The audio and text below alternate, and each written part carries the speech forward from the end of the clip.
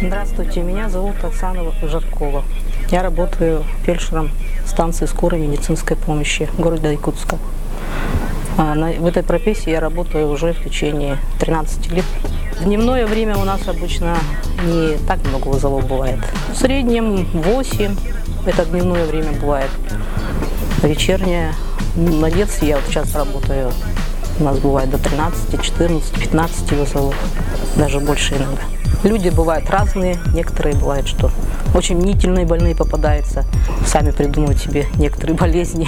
Но когда по-настоящему больной уже и так видно по внешнему виду.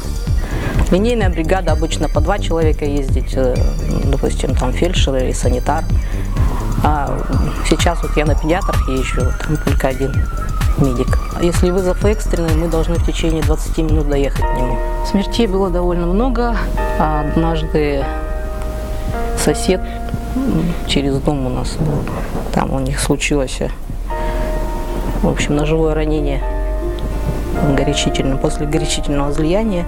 Сожитель его матери ударил его ножом в грудную клетку. Вот.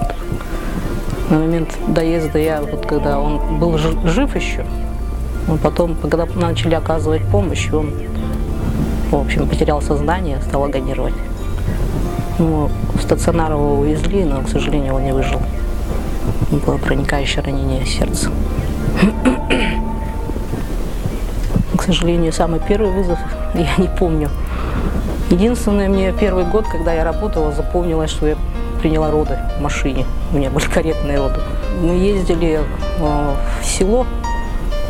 Я тогда работала в Покровске.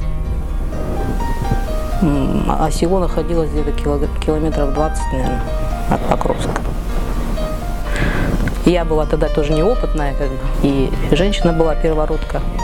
Мы сели в машину, где-то проехали, наверное, минут 15, и все, и почти практически на ходу мы ее родили.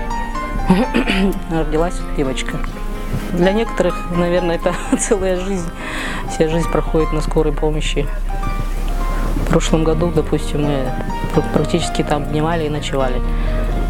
Была большая нагрузка, практически постоянно. Тут через день все выходили. Тут из ночи опять в ночь. Одна сплошная скорая помощь.